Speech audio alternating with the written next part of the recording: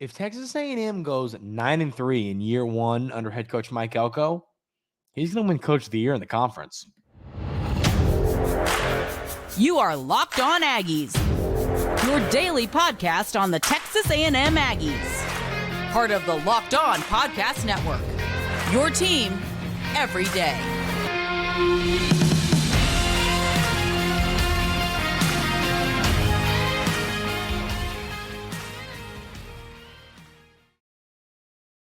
Welcome on in to Locked On Aggies. I'm your host, Andrew Stefaniak. Thanks for making Locked On Aggies your first listen every single day. Today's episode is brought to you by Nissan. Are you the kind of driver that likes to push things a little further?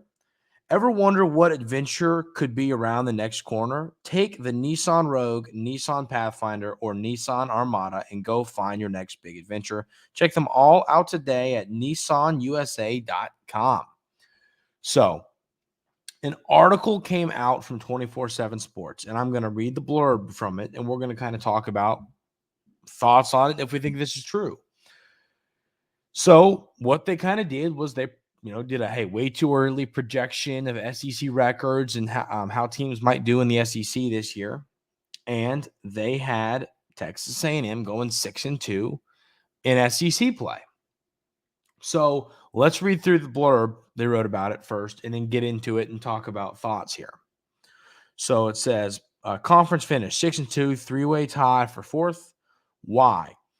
Will Mike Elko be ahead of schedule this fall at Texas A&M? Not playing Georgia, Ole Miss, or Alabama certainly helps, and the Aggies could get off to an incredible start if they are able to unseat a top 10 Notre Dame squad in the opener before going to Florida 2 weeks later.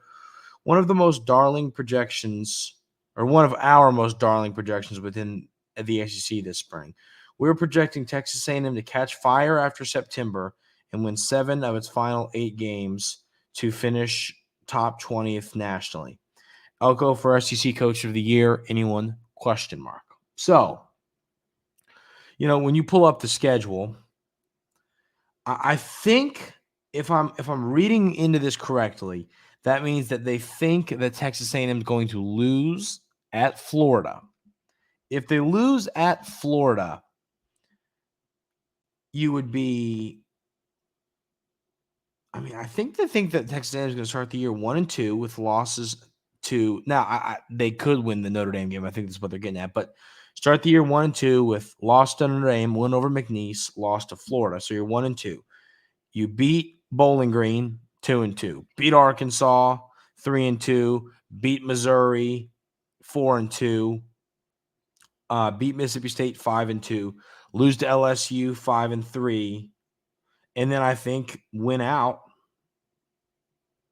South Carolina, New Mexico, Auburn, Texas, and I wasn't going to say that Texas is the loss because I'm not going to say that. But what they're saying is of those games, I think Arkansas, Missouri, Mississippi State, LSU, South Carolina, New Mexico State, Auburn, and Texas, they're projecting the Aggies to win 7 of those. So the one loss has to, you think, be Missouri, LSU, or Texas.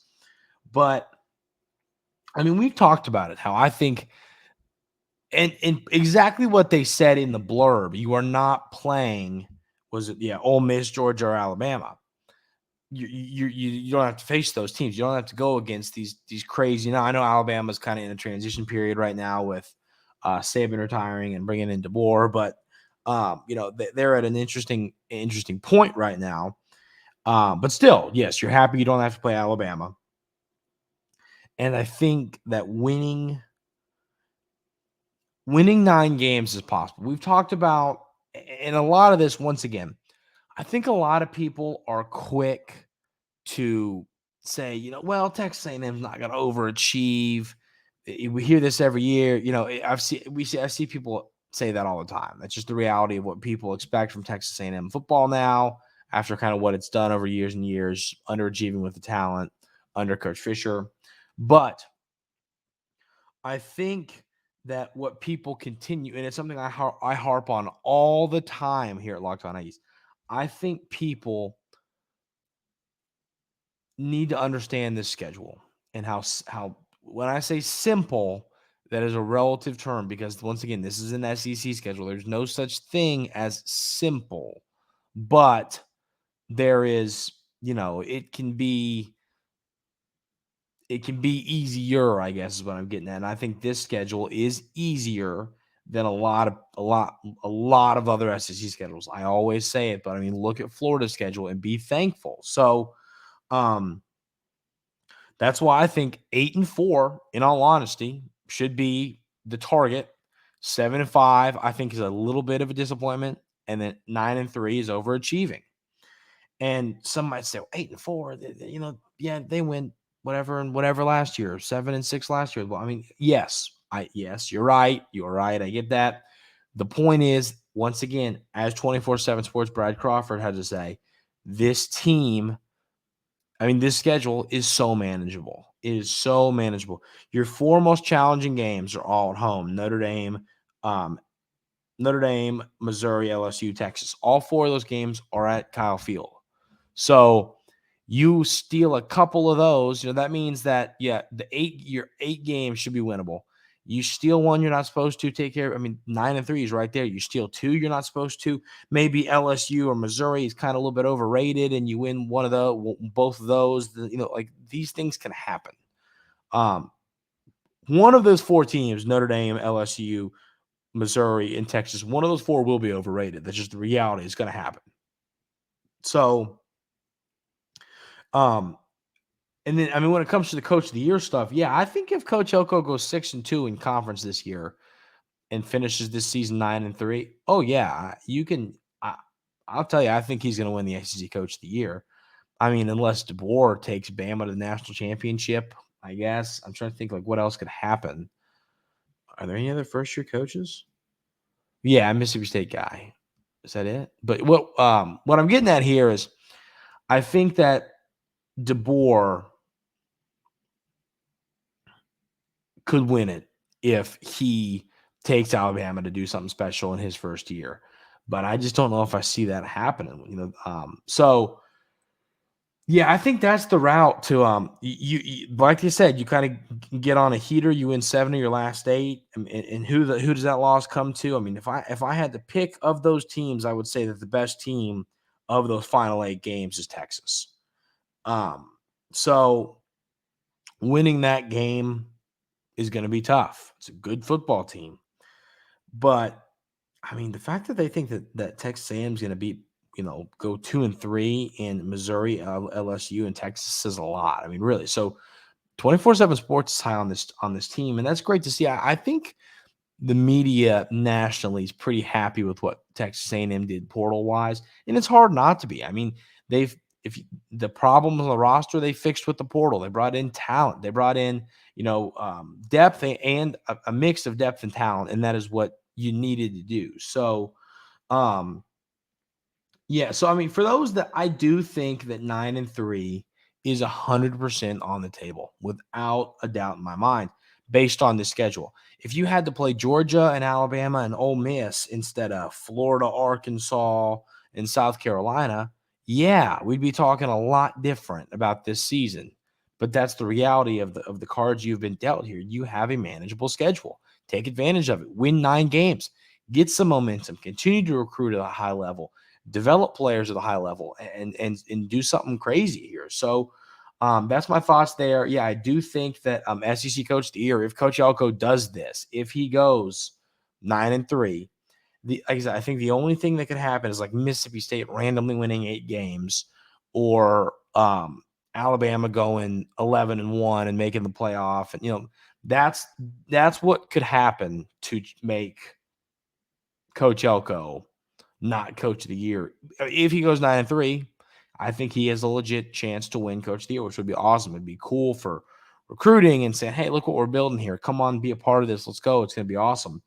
So, I think it's great to see people have – and listen, these are reasonable expectations. I think a lot of people get frustrated with Texas A&M, outside of Texas A&M because, people think they're always the random dark horse to win the national championship because of all this talent. I think these are reasonable expectations for a football team that's going to be pretty good. They're not saying, oh, they're your dark horse to win a national championship and go whatever or no. What they're saying is Texas A&M can win 9 games. And I think that's true. And that's reasonable. That's a reasonable, hey, this team's going to be pretty good take. So I like it. I like the Coach Elko Coach of the Year. If they go 9-3, I think this is all true, all good points. So now we're going to talk about personnel-wise, player-wise. To kind of hit that ceiling, what does Texas A&M have to do player-wise? Who has to play well? Who has to have a good season? We'll have that conversation coming up right here on Locked On Aggies. But first, I want to tell you about our friends over at Nissan. Are you the kind of driver that likes to push things a little further? Ever wonder what adventure could be around the next corner? Our friends at Nissan have a lineup of SUVs with the capabilities to take your adventure to the next level. So, I'm going to tell you about a couple of different vehicles over at Nissan. First is the 2024 Nissan Rogue. It's perfect for city drives and great escapes. Class exclusive Google built-in is your always updating assistant to call on for almost anything. The 2024 Rogue is the perfect mid-size crossover for your next adventure. And then the other car is the Nissan Pathfinder. Has room for up to 8, an expansive cargo capacity, and an advanced available 4x4 capability. It has 284 horsepower and up to 6,000 pounds of towing. When adventure calls, the Pathfinder is there to answer. So take the Nissan Rogue, Nissan Pathfinder, or the Nissan Armada and go find your next big adventure. Shop NissanUSA.com today.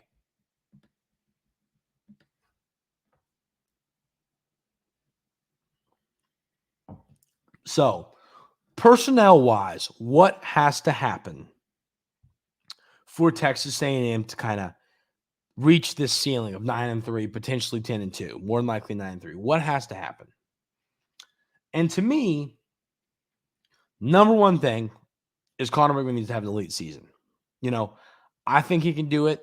I think a lot of people think he can do it. We know how talented he is. I think Weigman is going to have a really good year. But I think he has to have a good year. Listen, everybody, all you everydayers here at Locked On Aggies know what it takes to compete for an SEC championship, a national championship. It's elite quarterback play. I mean, or at least an elite defense and a high quality game manager. I think Conner Weigman is not a game manager. I think he's better than that. I think he can be an elite quarterback in college football. So I think he needs to have a good season. I think he will have a good season. I really do. I just think this system Coach Colin Klein is going to put together and just the development that he can bring to Conner Weigman is going to really take his game to the next level. The only thing I would add to this is, and this is, of course, another one of my has to be good, but I'm going to go ahead and add it in now. It is the offensive line. I mean, I should have started with the offensive line because if you have elite quarterback play, if you have it, but your offensive line doesn't give him any time in the pocket, who cares? Who cares? I always say it starts and ends with the offensive line. You have to have good play from the big uglies up front. If the offensive line doesn't give your quarterback time and create holes for your running back, go ahead and pack it in. Go ahead and pack it in for next season. I mean, I think that the most underrated thing in all of college athletics is just having an elite offensive line. I mean, having an offensive line that just creates pathways and does not let anybody through. I mean, it is an underrated thing to have. You can do so many things if you have an elite offensive line. And I think Texas A&M has the players to do it. I think you need some better development. And I mean, I think that hopefully this new staff can create that. I think you've done a good job when it comes to the portal. You went and got a couple guys who can help you. I think that the coaching staff felt pretty good about what they had on roster. So, if you feel pretty good about what you have on roster, then you need to kind of develop those players. I think that the development was the issue. Obviously, you had the talent, you had the size. It wasn't like that was the issue. The issue was I don't think these offensive linemen were being developed to the level they should be. So you have got to develop at a high level. That is what this new staff has to do, and it's what I think they can do. So offensive line right there has to be good. And then if the offensive line is good, I think that gives Conner Weigman the opportunity to be good. Conner Weigman has to have a good season. If your defense can be good, we'll get into defense. If your defense can be good to great, and then your O-line is good to great, and Conner Weigman is good to great, those three things right there can make this team win 9 football games. So need a big year out of Weigman. I think he's capable of it. I think if he can stay healthy, he is going to have a really solid season. I've talked about, I think he's a top 5 quarterback in the SEC when healthy, when playing at his best. And I think he's going to show that off. I mean, he's got the arm talent. He's got the athletic ability to get outside the pocket and run.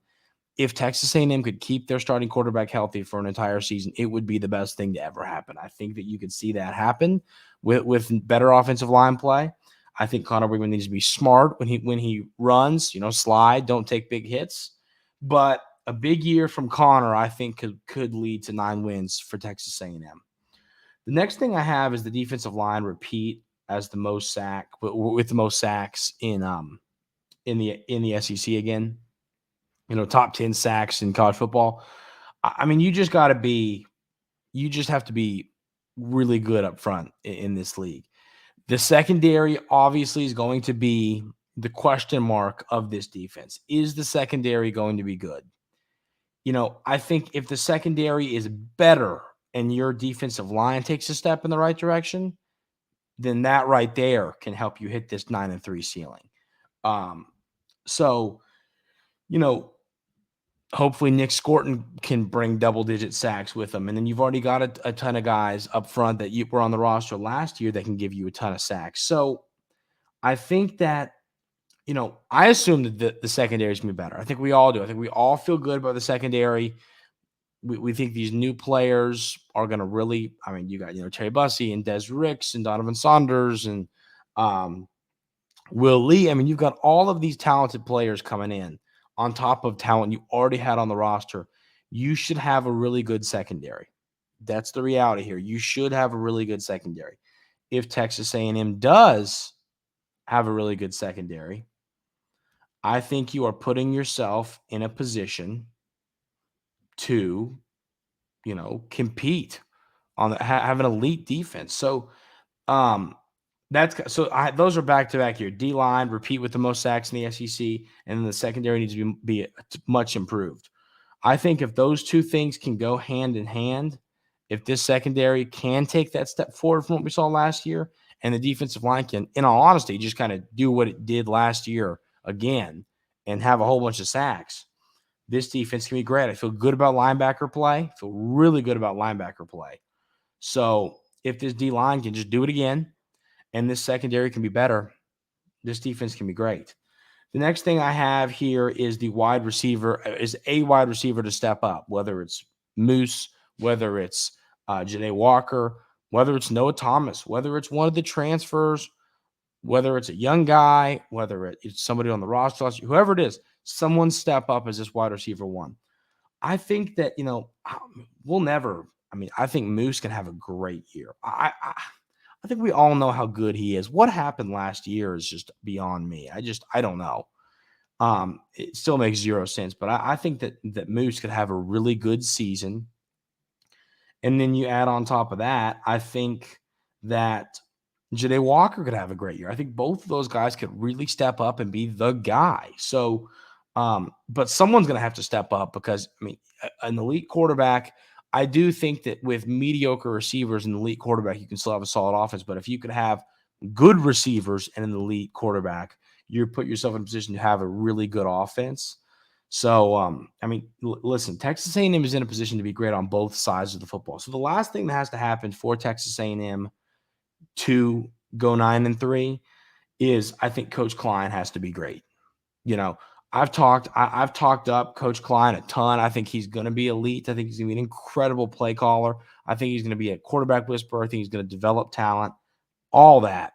But he's got to do it. I can sit here and say it. He's got to do it. If he's a great play caller and we agree with all what he's doing and this offense looks great, I think that Texas A&M can be really good. It's why I always say if Coach Klein does what I think he's going to do, I don't think he'll be a Texas A&M long because he's going to be a head coach in the future. So that's my kind of thoughts on what has to happen personnel-wise. And then, Coach Klein for Texas A&M to hit that ceiling of 9-3, maybe 10-2.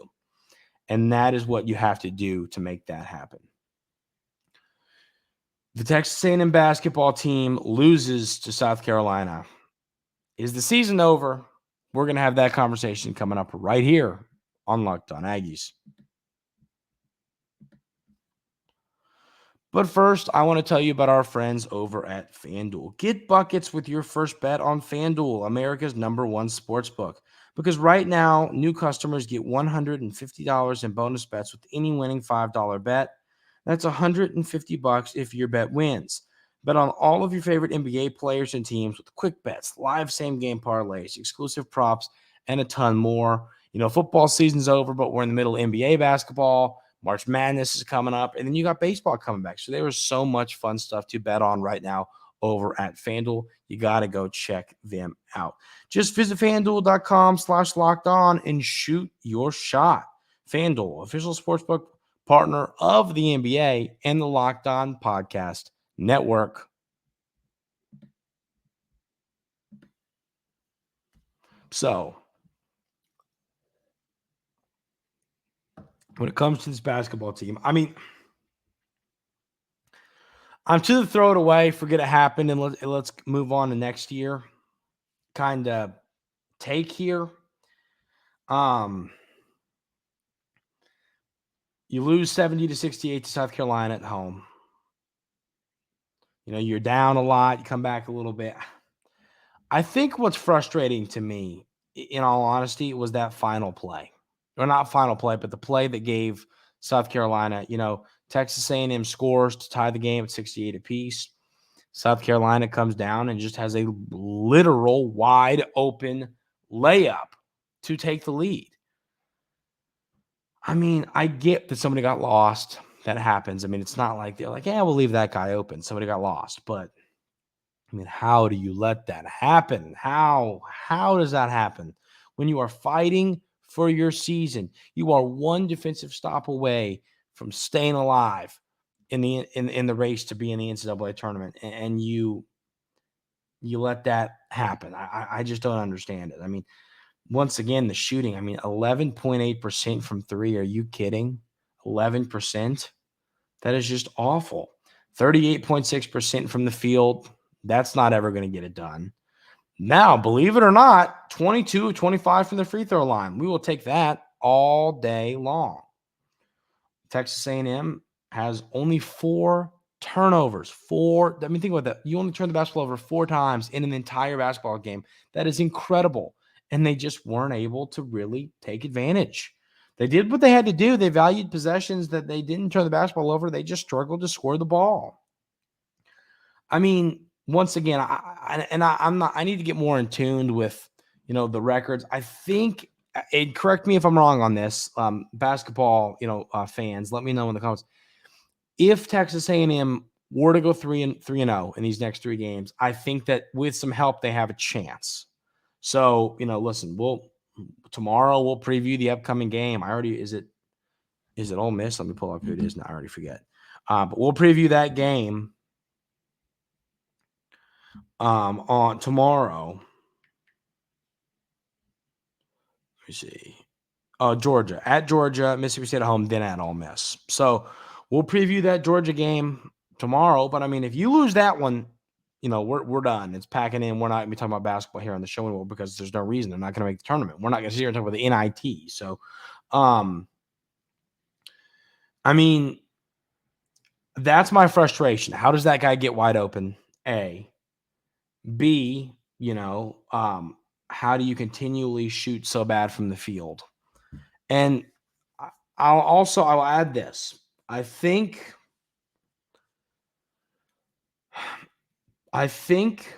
that those that are on the fire Buzz Williams, boat. I don't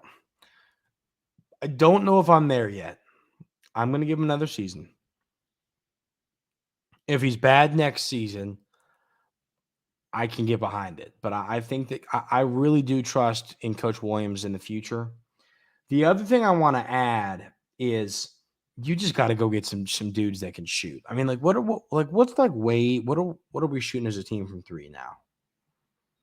Wade Taylor is shooting 29%. You're shooting as a team 26.7% from three. I mean, that will never cut it. Never cut it. You're shooting 39% from the field, 70% from the free throw line. I mean, that's just not going to get it done. You have got to be better than that all around shooting the basketball. So what I'm going to say, and once again, tomorrow we'll preview the Georgia game. If they lose, we're done with basketball. But if you want this to be better, assuming Texas A&M does not make the NCAA tournament, if you want things to be better for next season, you have to go get legitimate shooters in the portal. You got to go get guys. I mean, like the guys you brought in, like Lawrence. Okay, what did he do last year? He was averaging 2.2 points per game. Last season 12 points a game. Yeah, 12 points a game at Middle Tennessee, and he's only shooting 34% from three. Like, that's not. And then J.C. Carter, I think he was at UIC. Now, second, let me pull that up. But a point is, go get some legit dudes, the legit shooters in the portal, that are averaging. Go get a 20 points per game guy at the mid-major level. I mean, go get some real dudes in the portal. You're going to have some guys leaving. You're going to lose some players in the roster. So I think that's what you got to do. But we'll preview the Georgia game tomorrow. And if Texas A&M were to lose that one on the road, that's pretty much going to do it for our conversations here basketball-wise on Locked On Aggies. Unless Texas A&M gets a portal player, we'll talk about that. But that's the thought on the basketball team. Frustrating. Go ahead and vent in the comments. Let me hear y'all's thoughts on this team. But baseball is a fun weekend coming up, so that is something to be excited about. We'll talk about that a little bit tomorrow as well. But that's going to do it for today's episode of Locked On Aggies. Thank y'all so much for being here every single day. I really do appreciate it. Have a great rest of your day today, and we will see you tomorrow.